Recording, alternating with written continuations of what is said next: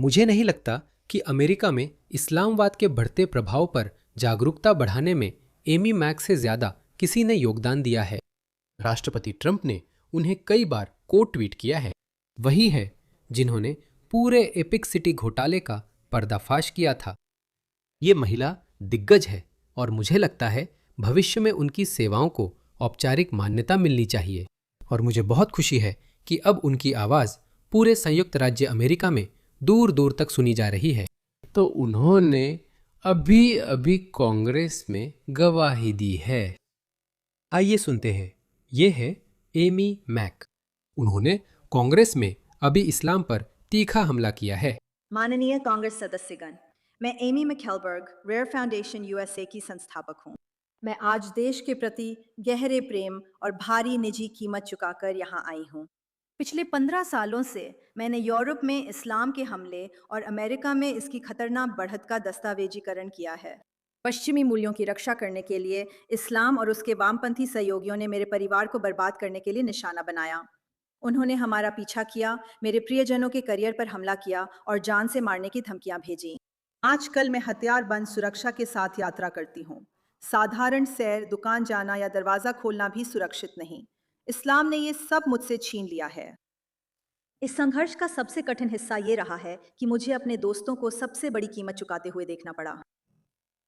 29 जनवरी 2025 को मेरे दोस्त सलमान मोमिका, एक इराकी ईसाई जो इस्लाम से बचकर स्वीडन गया था, मेरी आंखों के सामने बेरहमी से मारा गया।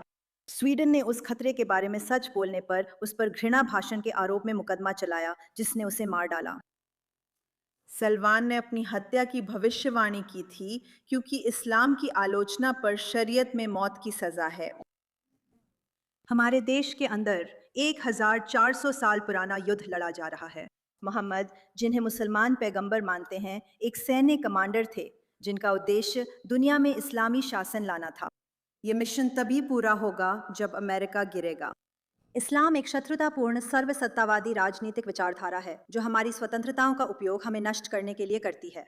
हर गैर मुस्लिम को 3 विकल्प देता है: धर्म बदलो, अधीन हो जाओ या मर जाओ। ये तब तक नहीं रुकता जब तक पूरी पृथ्वी की अदालतें, स्कूल और सरकारें शरिया के अधीन न हों। मुस्लिम ब्रदरहुड ने इस अनिवार्यता को एक आधुनिक विजय रणनीति में बदल दिया। 2 जब्त किए गए दस्तावेज, 1982 की परियोजना और 1991 का व्याख्यात्मक ज्ञापन उनकी 2 तरफा योजना का विवरण देते हैं।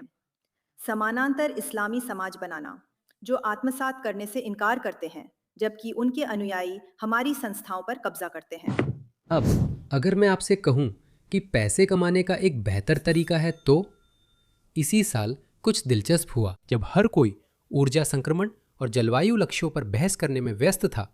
असली दुनिया ने चुपचाप हमें याद दिलाया कि असल में चीजें कैसे काम करती हैं। वैश्विक बुनियादी ढांचा और सैन्य खर्च तेजी से बढ़ रहे हैं। पूरे क्षेत्र में दशकों बाद इतनी तेज निर्माण गति दिख रही है और ये सब एक चीज पर निर्भर करता है: स्टील। हर साल लगभग 1.9 अरब टन स्टील का उत्पादन होता है। हर टन स्टील के लिए धातुकर्म कोयला जरूरी है, जो केवल ईंधन नहीं बल्कि एक अनिवार्य रासायनिक घटक है जिसका कोई बड़ा विकल्प नहीं है। कोयला नहीं तो स्टील नहीं, और बिना स्टील के युद्धपोत, लड़ाकू विमान, बुनियादी ढांचा, आधुनिक रक्षा प्रणाली भी नहीं बन सकती।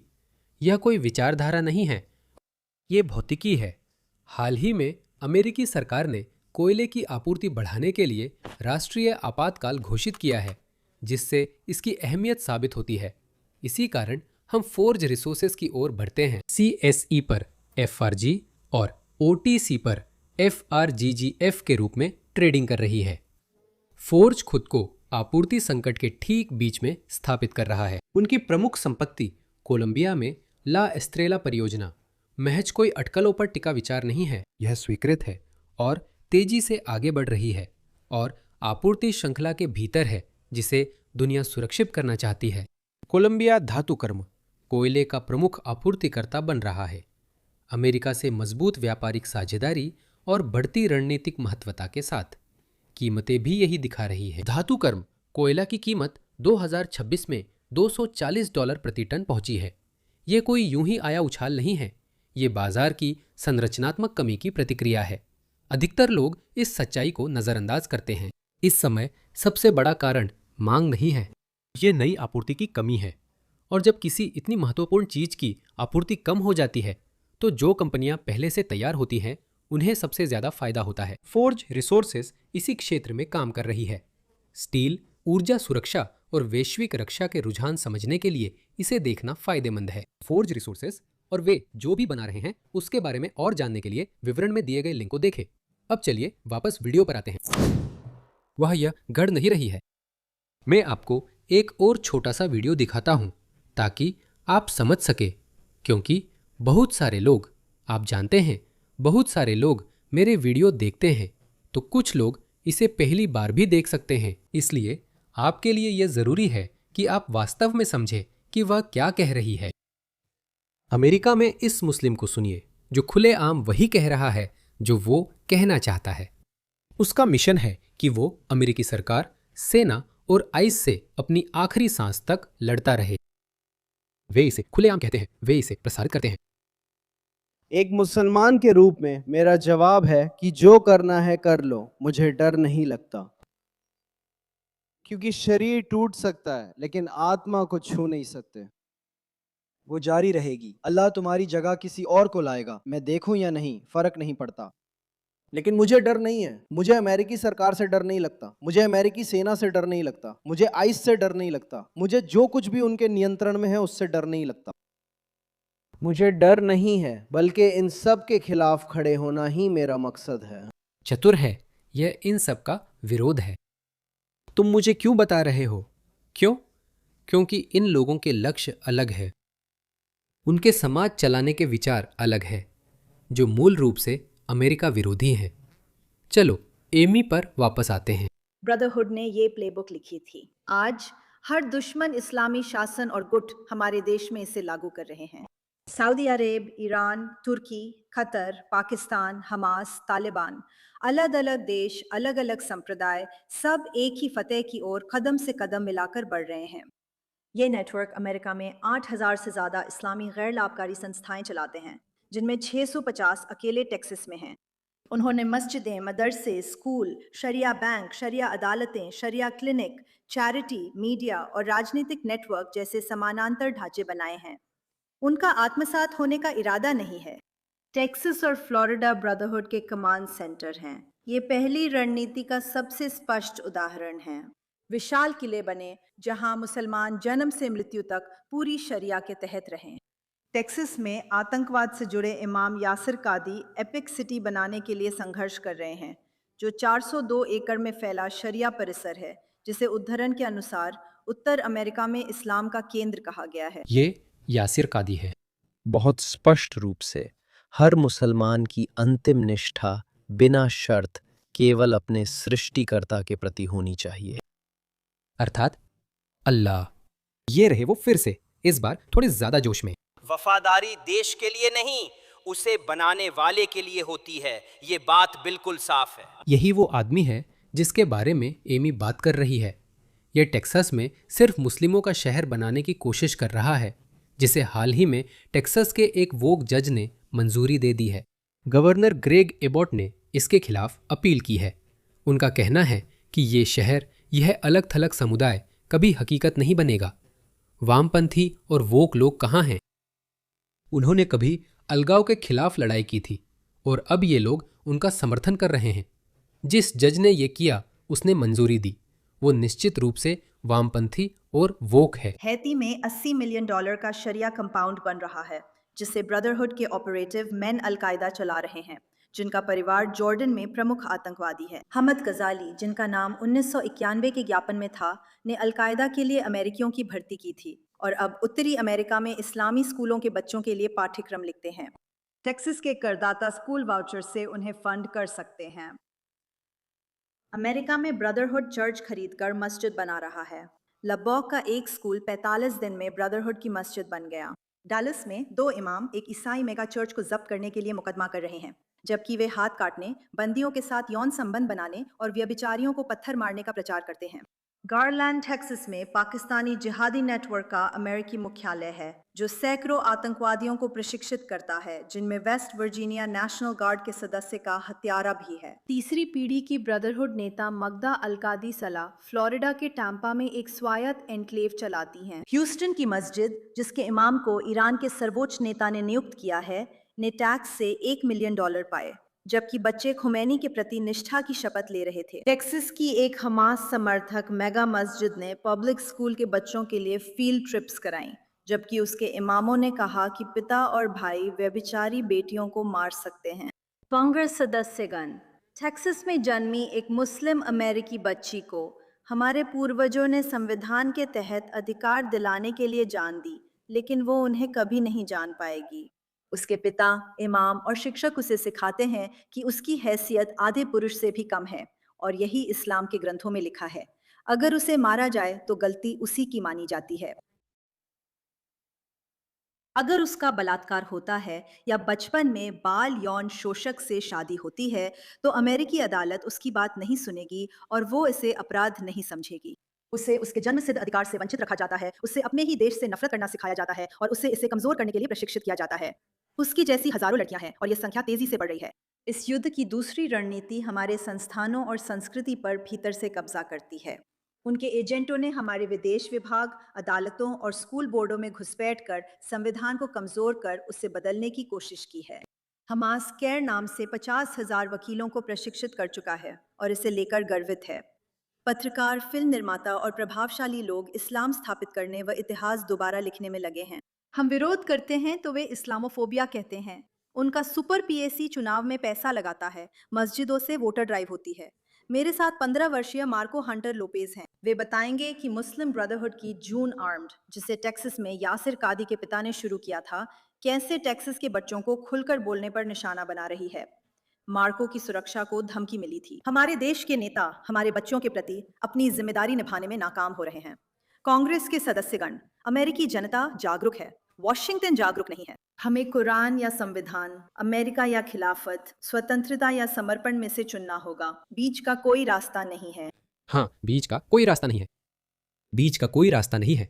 आप में से ज्यादातर लोग, क्योंकि आपकी नैतिकता अच्छी है, आप लोग अच्छे हैं, स्वभाव से अच्छे इंसान हैं, इसी वजह से आपको किसी समूह की आलोचना करने में असहजता महसूस होती है। आप कहते हैं, शायद मुझे सिर्फ मुसलमानों को अलग से निशाना नहीं बनाना चाहिए, ये एक समूह है। ये उससे आगे की बात है। आप व्यक्तिगत मुसलमानों की आलोचना नहीं कर रहे। कुछ अच्छे शरीफ मुसलमान होते हैं, पर वो यहाँ मायने नहीं रखते। हम इस्लाम के बारे में एक सिद्धांत के रूप में, एक राजनीतिक सिद्धांत के रूप में, एक विचारधारा के रूप में, एक आंदोलन के रूप में बात कर रहे हैं, जो स्वभाव से ही पश्चिमी सभ्यता के खिलाफ है। ये कब्जा करना चाहता है।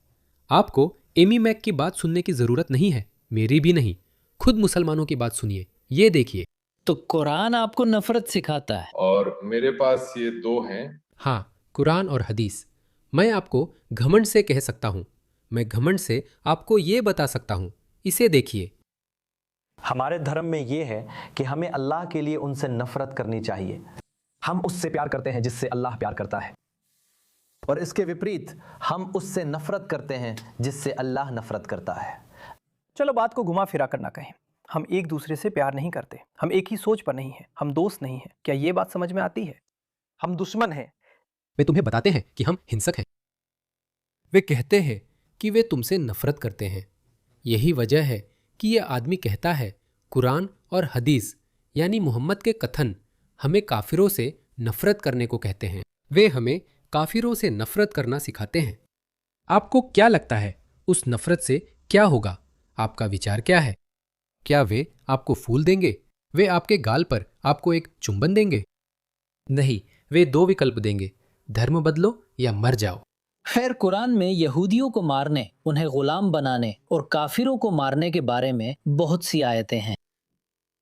क्या आपको लगता है कि ये ठीक है? ये ठीक है, बिल्कुल। तुम्हें नफरत करनी चाहिए। भाई, वो शांति का धर्म कैसे है? वो नहीं है। इससे फर्क नहीं पड़ता कि आप सोचते हैं कि वो शांति है या नहीं है, हमें उसकी परवाह नहीं है। काफिरों की राय कभी मायने नहीं रखती। हम अपना काम करते हैं और उसे पूरा करेंगे। ठीक है, मैं समझता हूँ आप क्या कह रहे हैं। मैं सहमत नहीं हूँ, लेकिन समझता हूँ। ये पहली बार नहीं है जब मैंने ये सुना है। यूरोप के बारे में क्या आपको लगता है कि यूरोप इस्लाम अपना लेगा? हाँ। जब यूरोप में मुसलमानों की संख्या बढ़ेगी क्योंकि वे ज्यादा बच्चे पैदा करते हैं, हाँ। यूरोपियनों के साथ क्या होगा? मान लीजिए जर्मन लोगों के साथ, जब मुसलमान जर्मनी की 50% आबादी हो जाएंगे तब क्या होगा? 50% भी नहीं चाहिए दोस्तों, आपको बस एक बहुत ही कट्टरपंथी, कट्टर विचारधारा वाले लोगों की जरूरत है क्रांति लाने के लिए। इन सब बेवकूफों को लगता है कि रुको, मुसलमान तो सिर्फ 7 या 8% हैं, जैसे कि अभी बहुत लंबा रास्ता तय करना है, उन्हें 50% तक पहुंचना है। उन्हें 50% तक पहुंचने में अभी 50 साल और लगेंगे, जो ज्यादा लंबा समय नहीं है। आपको 50% तक पहुंचने की जरूरत नहीं, बस कई दसियों हजार प्रेरित कट्टर विचारधारा वाले लोग क्रांति के लिए काफी है। जिज़्या चुकाना और इस्लामी राज्य भीतर से ही अस्तित्व में रहेगा या खत्म हो जाएगा? और समलैंगिक लोग, अगर वे समलैंगिक है मान लीजिए। समलैंगिक लोग। जैक पोलांस्की, क्या आप देख रहे हैं? ओवेन जोन्स, तुम बेवकूफ हो। वे समलैंगिक लोग इसकी बहुत बड़ी कीमत चुकाएंगे, जैसे उन्हें गिरा देना। लेकिन बहुत सारे समलैंगिक लोग वास्तव में आप लोगों का समर्थन करते हैं। वे वास्तव में मुसलमानों का बचाव करते हैं। उनके पास क्वियर्स फॉर फिलिस्तीन जैसे समूह हैं। उदाहरण के लिए वे आपके सबसे बड़े समर्थकों में से हैं। मुझे इस्लाम के उन नकली समर्थकों की कोई परवाह नहीं है। आप जानते हैं, जैक पोलांस्की और ओवन जोन्स पहले शिकार है। मैं इस पर नहीं रहूंगा।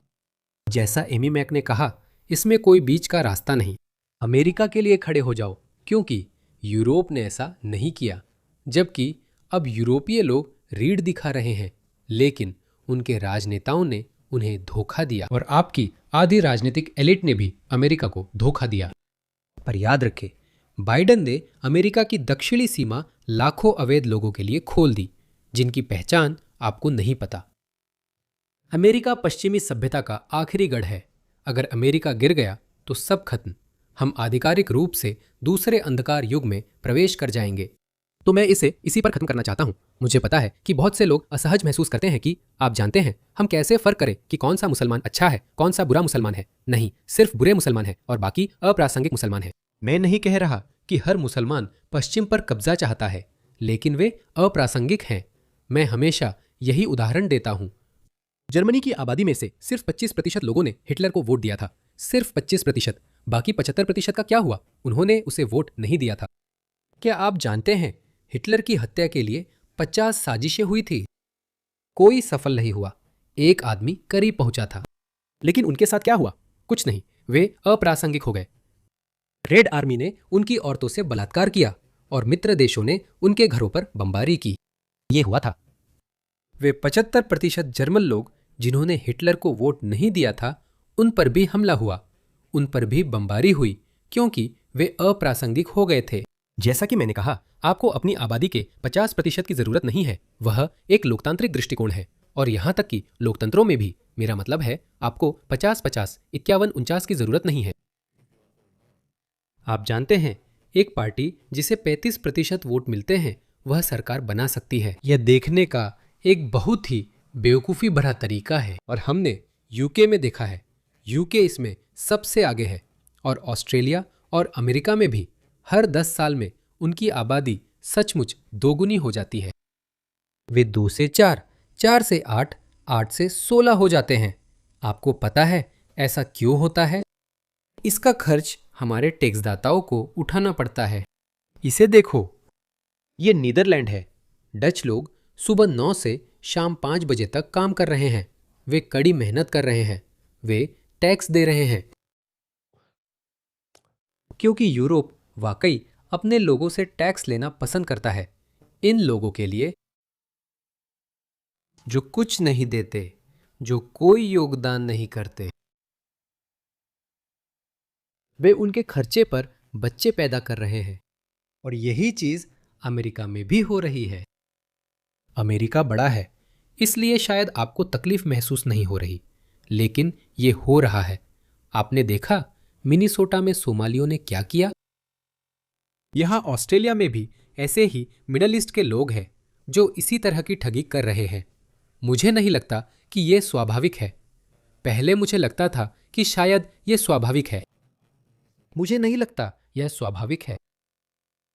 एक दिन सच सामने आ ही जाएगा और हमारे जबड़े, मतलब कुछ लोगों के जबड़े, सच में खुले के खुले रह जाएंगे। मुझे अब तो ये भी सच नहीं लगता।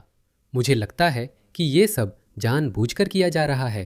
तो कृपया कृपया अमेरिका, कोई भी पश्चिमी देश इस्लाम के आगे नहीं झुकना चाहिए।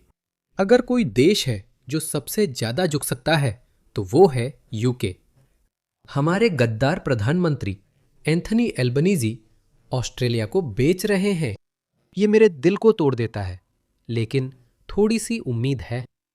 जब तक अंकल सैम जीवित हैं, हमें बचाया जा सकता है, हमें आज़ाद किया जा सकता है। अगर यूके इस्लाम के अधीन हो, तब भी मुझे लगता है अमेरिका के रहते उसे आज़ाद किया जा सकता है।